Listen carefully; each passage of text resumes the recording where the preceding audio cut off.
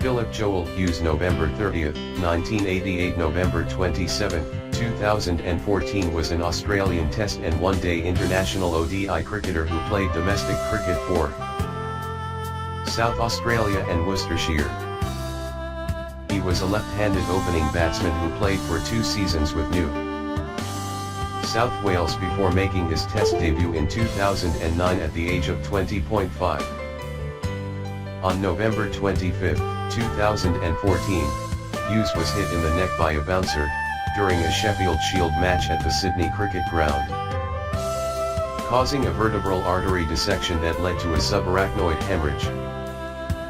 The Australian team doctor, Peter Bruckner, noted that only 100 such cases had ever been reported, with only one case reported as a result of a cricket ball.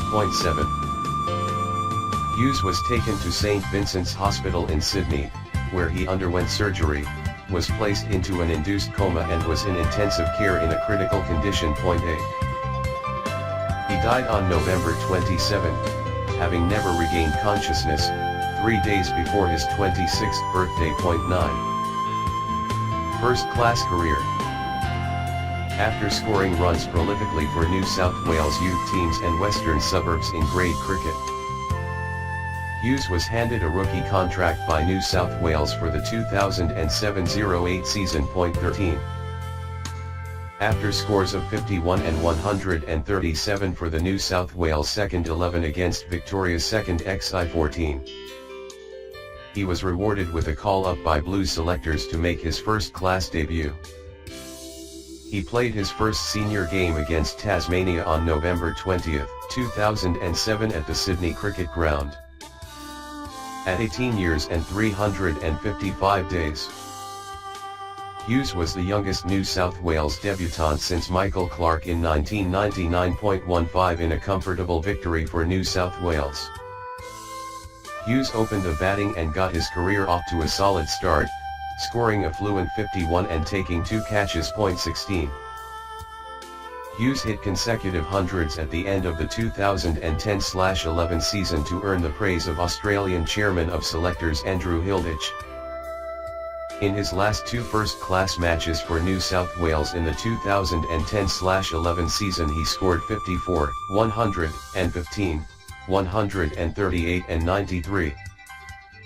Australia's Chairman of Selectors, Andrew Hilditch, said, "I was thrilled for Phil. I think he turned the corner the last game. I spent a bit of time with him before the last Shield game and he seemed to be in a really good place. Having had a tough season, to emerge like he has is a credit to him." 27. Australian international career. Ducking to a short ball that, according to critics, caused him problems in England. After consistently making runs at domestic level, Hughes was called up to replace Matthew Hayden on Australia's tour of South Africa in February and March 2009. He was selected to make his debut in the first Test match starting on February 26, 2009 at the New Wanderers Stadium in Johannesburg after making 53. Then retiring, in Australia's tour match against the South African Board Presidents 11. He was dismissed for a duck in his first Test innings by Dale Steyn off just the 4th ball of the match. However, he went on to top score with 75 in the second innings, including 11 fours and a 6.31. Hughes was a fringe player for the next year or so, playing some Tests to cover other injured batsmen. He played 2 home Tests against Pakistan in this capacity, covering the injured Ricky Ponting in the Boxing Day Test, then Simon Kadich in the New Year's Test. He was then called up to the Test squad for the tour of New Zealand in March 2010 to replace Shane Watson in the first Test. He scored a rapid 86 from 75 balls in a small 4th innings run chase in this Test. In a stint to Worcestershire for the English county cricket competition, Hughes made adjustments to his much-maligned technique, resulting in a more expansive range of strokes with more emphasis on leg-side play. Upon return to Australia, Hughes left his home state of New South Wales, moving to South Australia. This resulted in a strong return of runs in first-class cricket in the Sheffield Shield and one-day cricket in the Ryobi Cup. These returns earned Hughes a recall to the Australian Test team to face Sri Lanka in Hobart following the retirement of Ricky Ponting in December 2012.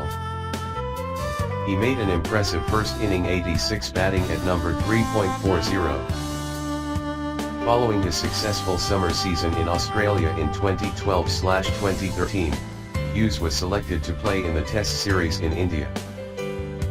But he struggled, scoring 147 runs in 8 innings and averaging only 18.37.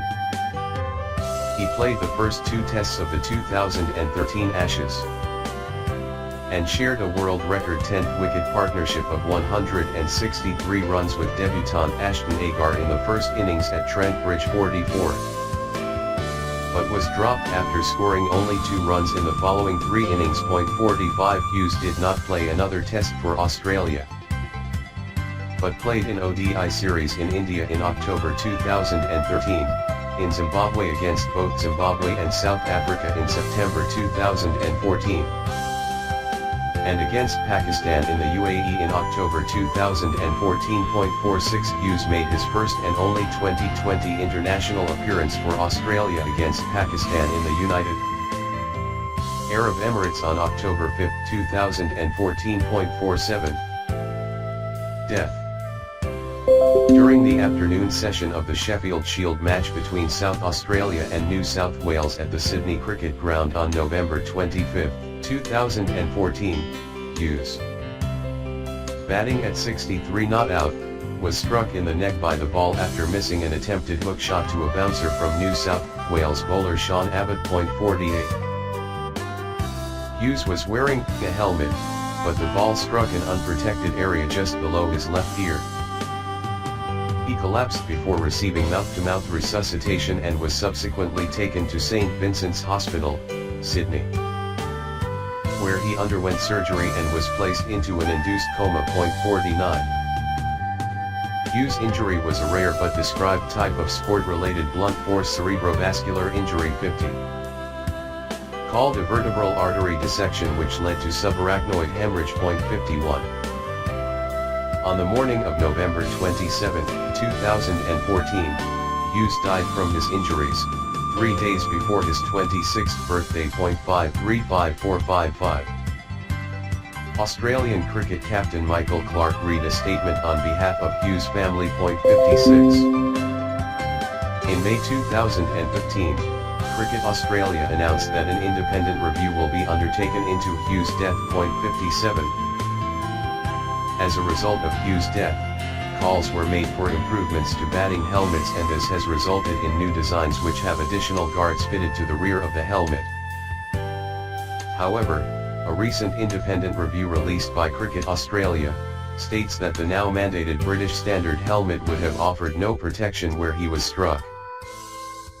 There is limited scientific evidence that current neck guards will prevent a similar tragedy, and they must be properly evaluated before they are mandated. 58. After the review was completed in 2016, it was concluded that the incident was purely accidental, and any changes made to improve safety during the review period, such as mandatory helmets for wicket-keepers, close-in fielders, and batsmen facing fast or medium-pace bowling even during net sessions, would not have prevented the accident. Also, for all Cricket Australia sanctioned matches, defibrillators must be available at all grounds. 5960. Personal life. A year before his death, Hughes bought a 90-hectare 220-acre property in Maxville, with 70 Angus cattle. 77. He was a close friend of teammates Michael Clarke 78 and David Warner 79. As well as boxer Anthony Mundine. 80. He grew up with fellow Maxville local and current rugby league player Greg Inglis. 81.